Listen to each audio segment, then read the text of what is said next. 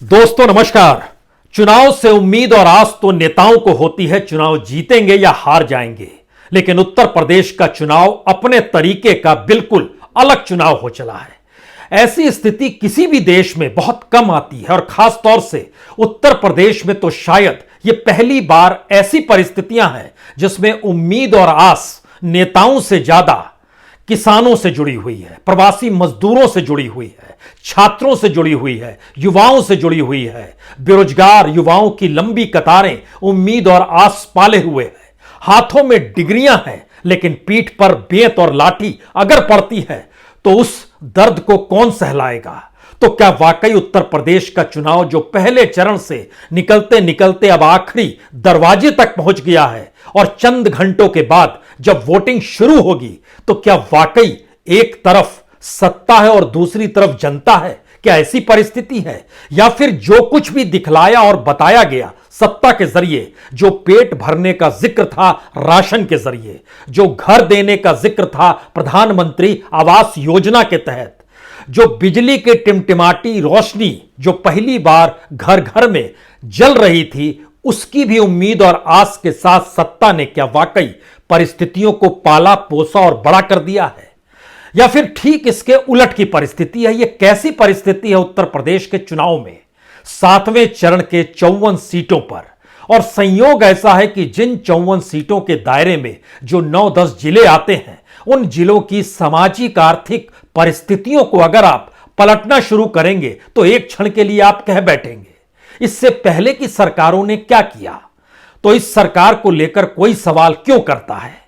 अगला सवाल दूसरी तरफ से आएगा कि पहले की सरकारों को इसीलिए हटा दिया गया क्योंकि उन्होंने कुछ नहीं किया। तो क्या इस दौर में कुछ नहीं हुआ तो इसे रहने दें कि आने वाले 5 साल में इसी के जरिए उम्मीद और आस को पाल लें?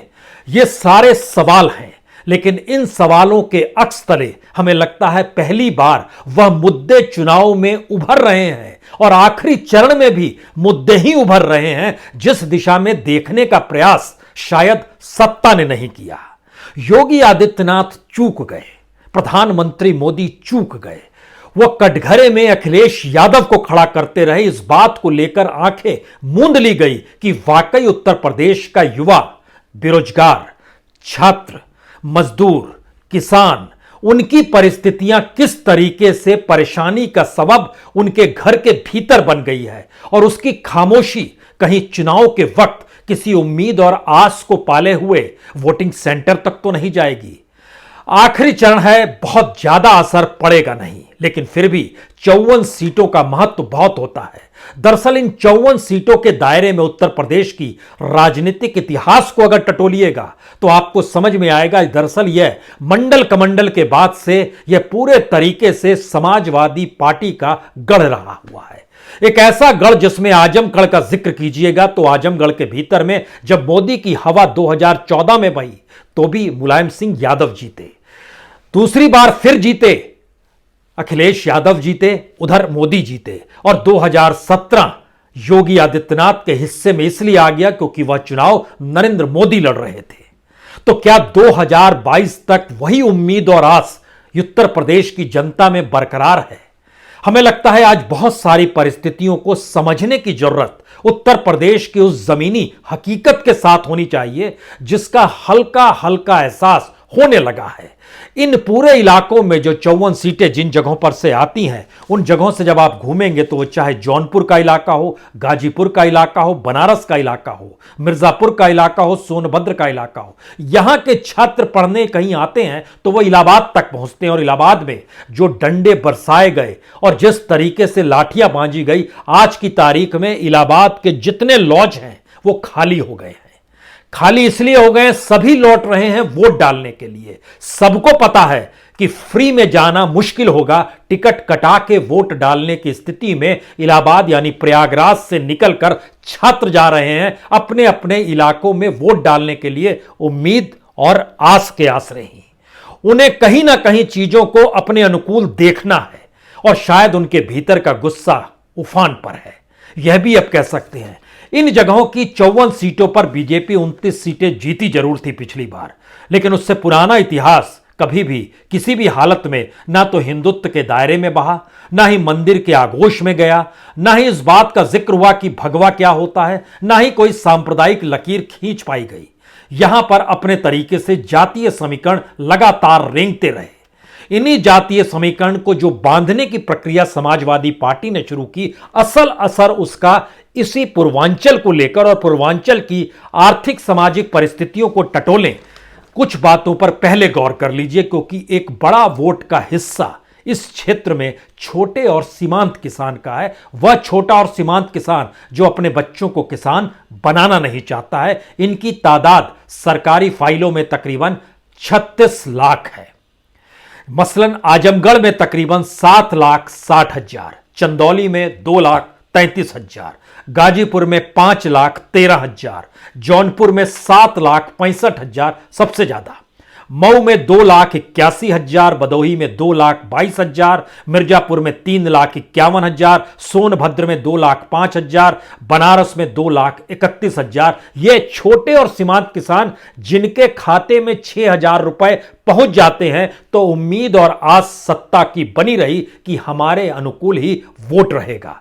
इसीलिए जो मुद्दे रेंगते रहे और जो मुद्दे उफान पर सामने उभर कर आते रहे, उसको हमारी रिसर्च टीम ने जब परखना शुरू किया तो उसके जहन में एकाएक कई सवालों ने जन्म ले लिया। क्योंकि एक तरफ राशन का जिक्र था, बिजली का जिक्र था, आवास का जिक्र था, दूसरी तरफ महंगाई का जिक्र था, बेरोजगारी का जिक्र था, प्रवासी मजदूरों के सामने और मुश्किल हालात कैसे आ गए। और इस इलाके में तकरीबन बड़ी तादाद में जो बुनकर परिवार हैं, जो कि सरकारी फाइलों में सिर्फ 2 लाख नजर आते हैं, उनकी तादाद ज्यादा है। उनकी सब्सिडी तक भी इस दौर में कट कर दी गई। उनके भीतर के सवालों पर कोई गौर करेगा। और जब हम आपसे किसानों का जिक्र कर रहे थे तो सरकारी फाइलों को हमने टटोला तो पता चला कि जो अलग अलग 2-2 हजार रुपए पहुंचते हैं, वह तकरीबन 20% लोगों तक नहीं पहुंचे, सरकारी फाइल कहती है। हमारी रिसर्च टीम ने अपने तौर पर पता लगाया कि नहीं, ये 20% नहीं है, ये लगभग 32% है। लेकिन सरकार बताती रही कि हम पैसा देते चले जा रहे हैं और डायरेक्ट पैसा पहुंच रहा है। यह सरकार का एक अपना एनालिसिस अपने तौर पर रहा। यहीं पर सबसे बड़ी गुंडागर्दी का जिक्र हुआ, बाहुबलियों का जिक्र हुआ। लेकिन पहली बार मऊ की सीटों का भी अध्ययन अगर आप करेंगे तो वहां पर कुछ चीजें बहुत साफ तौर पर उत्तर प्रदेश की जमीनी हकीकत को समझना होगा। मऊ का इलाका बाहुबली अंसारी के जरिए जाना जाता है। तो क्या उनका बेटा मऊ में चुनाव लड़ रहा है तो उससे काम भर चल जाएगा? या फिर वह आज से नहीं, बीते 2-3 दशकों से पूरे मऊ की, चाहे वो प्रधान का चुनाव हो या सांसद का चुनाव हो, उसके दायरे में विधायक भी आता है, उसको संचालित करते रहे क्या? और इस बात का शोर खूब मचा क्या? और इसीलिए समाजवादी पार्टी ने अंसारी के बेटे को टिकट नहीं दिया, बल्कि अपने गठबंधन और सहयोगी दल से टिकट दिलवा दिया। यह परिस्थिति भी मानी जा सकती है। लेकिन जरा समझने की कोशिश कीजिए कि मऊ सदर में तो चाहे अब्बास अंसारी लड़ रहे हों जो राजभर की टिकट से साझ है, और बीजेपी के अशोक सिंह है, सवाल यह है वहां पर मुस्लिमों की तादाद 1,77,000 है।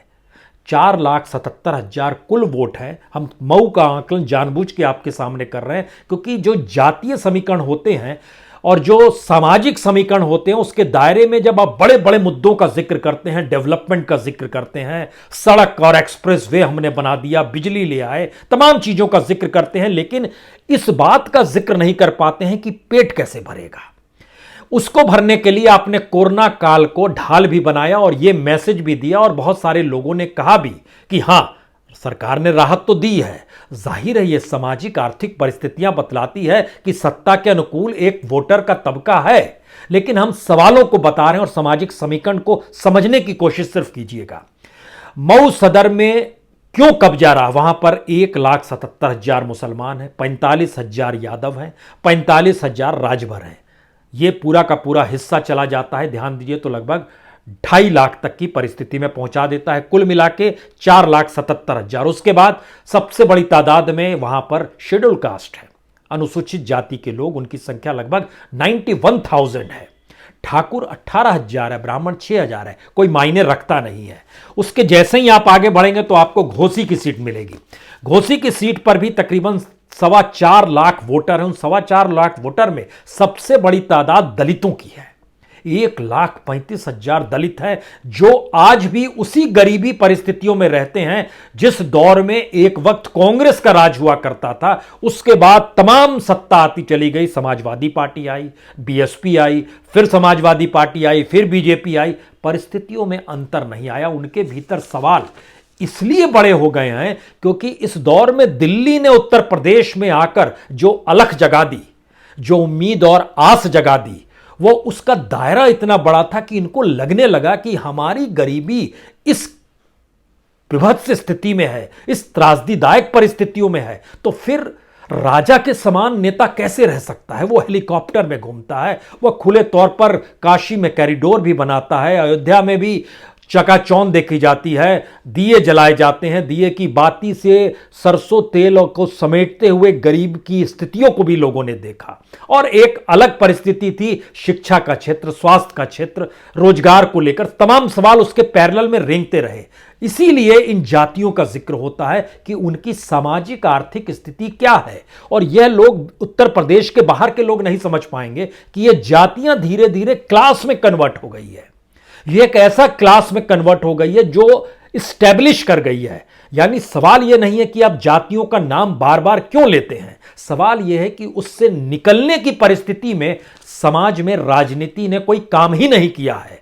और जो कल्पना की जाती थी कि बीजेपी अलग पॉलिटिकल पार्टी के तौर पर नजर आएगी, वह भी उसी में समा गई और उसी में सियासी लाभ उसने खोजना शुरू कर दिया। कुछ के लिए यह जरूरत थी, कुछ के लिए यह तत्काल में लाभार्थी वाली स्थिति थी। कुछ ने इसके हिसाब से अपने को अनुकूल बना लिया, कुछ इसके अनुकूल ही थे।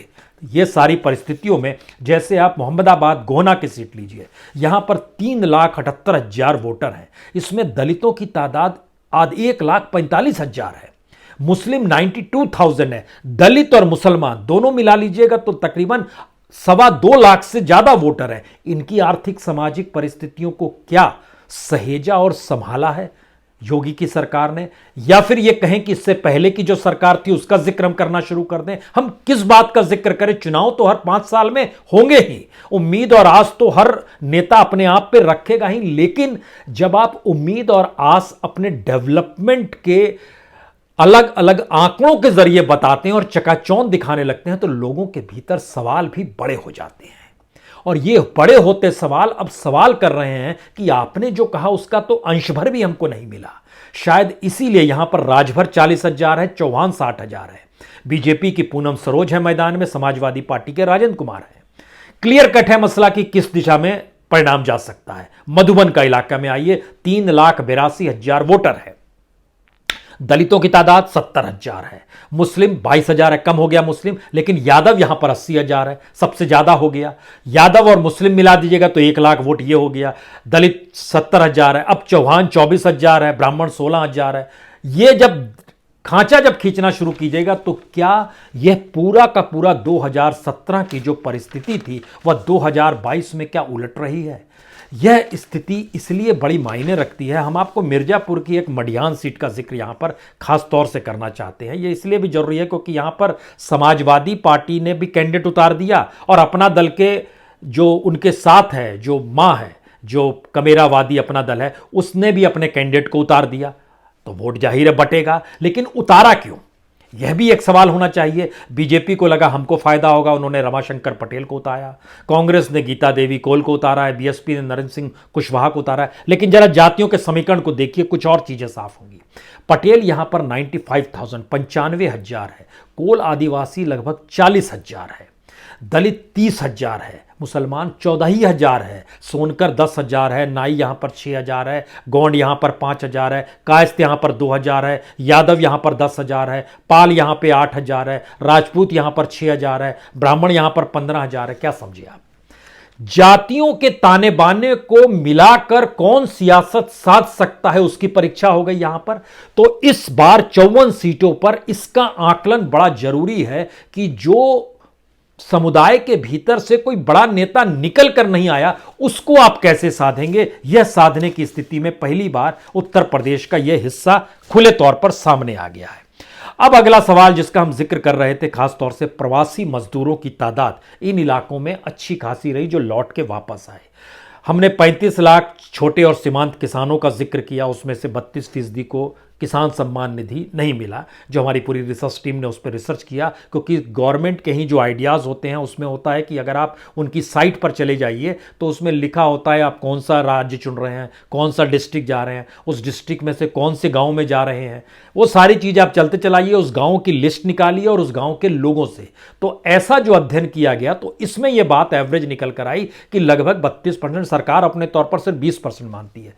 उनके भीतर के सवाल भी इन जगहों पर उठते चले गए, लेकिन इसके बावजूद भी जब आप चकाचौंध की एक मोटी लकीर खींचते हैं, मसलन प्रधानमंत्री मोदी, वाराणसी मंडल में 28 सीटें आती हैं, उसमें से बीजेपी ने 15 सीटें जीती, समाजवादी पार्टी ने 7 सीटें जीती, बीएसपी ने 2 सीटें जीती पिछली बार।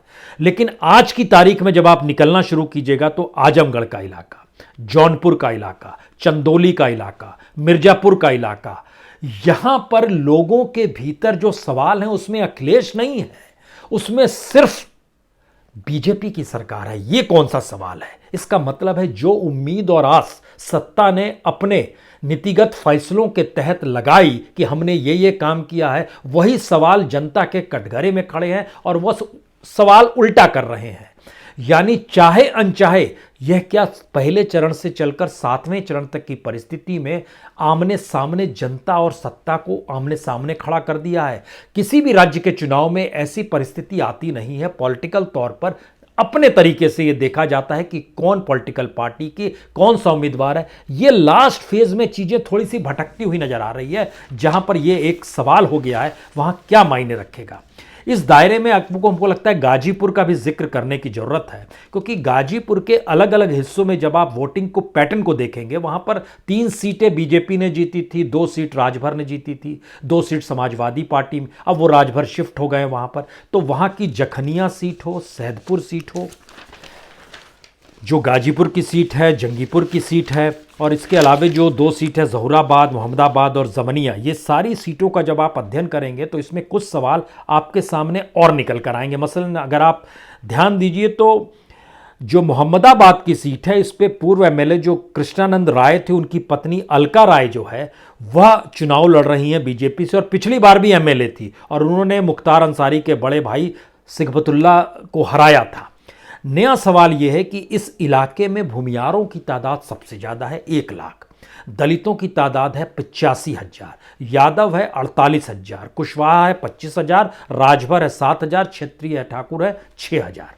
जब हम इनको परखना शुरू करते हैं तो मोहम्मदाबाद की सीट एक टेस्टिंग है। टेस्टिंग इस मामले में क्योंकि वहां पर अलका राय का काम, अलका राय की पहचान, अलका राय की पॉलिटिकल पार्टी, ये सारी चीजें मायने रखती हैं। लेकिन जैसे ही आप जातीय समीकरण में घुसेंगे और जातीय समीकरण के हिसाब से वोट को बांटना शुरू करेंगे तो इस बार आपको मुश्किल लगने लगेगी। और अगर उसके साथ सामाजिक और आर्थिक स्थितियों को भी जोड़ देंगे तो नया सवाल आपके जहन में आएगा कि जो सरकार कह रही है या जो मुद्दे पॉलिटिकल पार्टी उठाते हैं उसके सरोकार जनता के साथ हो नहीं पा रहे हैं। और यही परिस्थिति शायद इस बार बनारस में भी नजर आए। बनारस की 8 सीटों पर भी यह सवाल खड़े हो सकते हैं। शहर की सीट छोड़ दीजिए, जो कैंट का इलाका है, उत्तर और दक्षिण का इलाका है, उससे बाहर निकलते ही चीजें डगमगाने लगती हैं। और बनारस की यह परिस्थिति शायद दिल्ली तक संदेश देने के लिए काफी होगी। वहाँ पर जो हमारी रिसर्च टीम ने काम किया वो इस मामले में बड़ा शानदार काम भी हुआ है और बड़े शानदार तरीके से कई चीज़ें नए तरीके से उभर कर आई है कि जो रोहनिया का इलाका है, शिवपुर का इलाका है, पिंडरा का इलाका है, हजगरा का इलाका है और सेवापुरी का इलाका है।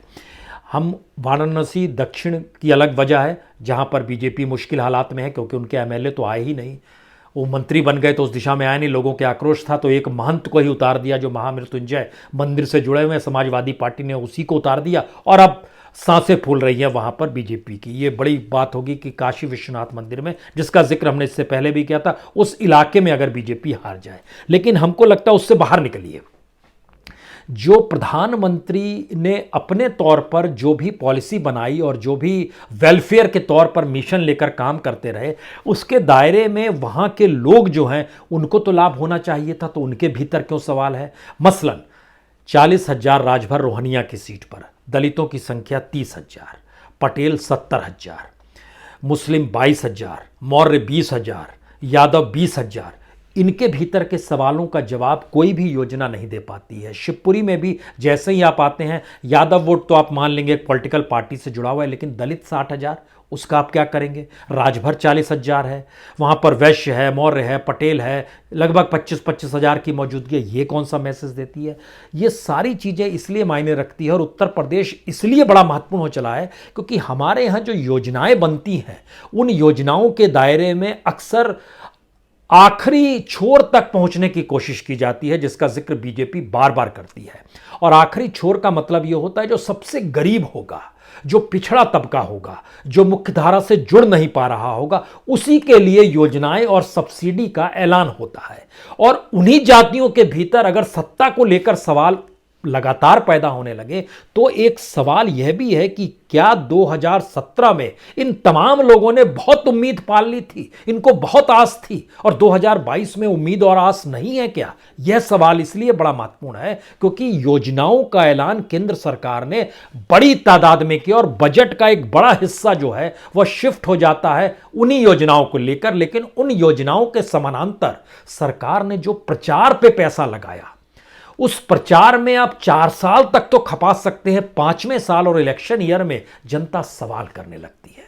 और जनता के सवाल पहली बार जो उभर कर आ रहे हैं वो इलाहाबाद से अपने अपने गांव और घरों में लौटते हुए छात्रों को देखकर समझा जा सकता है, किसानों के भीतर उठते सवालों को देखकर समझा जा सकता है, प्रवासी मजदूरों के हिस्से में भी जो चीजें आ रही हैं उसको, और तो और मनरेगा से जुड़े किसान जो इस पूरे इलाके में हैं जिनको 100 दिन काम मिला, उनकी संख्या जो है सिर्फ 7% है।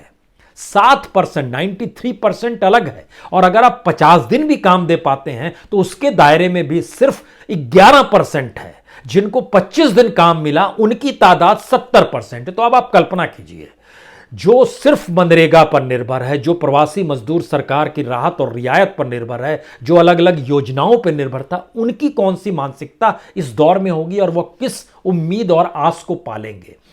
ऐसा लगता है कि 2017 में जो भी चीजें परोसी गई या जो भी उम्मीद बांध ली गई, क्योंकि एक निराशा का भाव अखिलेश और मायावती के कालखंड को लेकर उत्तर प्रदेश में था, इससे कतई इनकार नहीं है। और उम्मीद और आस बीजेपी को लेकर बहुत ज्यादा थी क्योंकि प्रधानमंत्री खुद ही कैंडिडेट थे 2017 में घूमते हुए, लेकिन 2022 में प्रधानमंत्री एक प्रचारक के तौर पर है।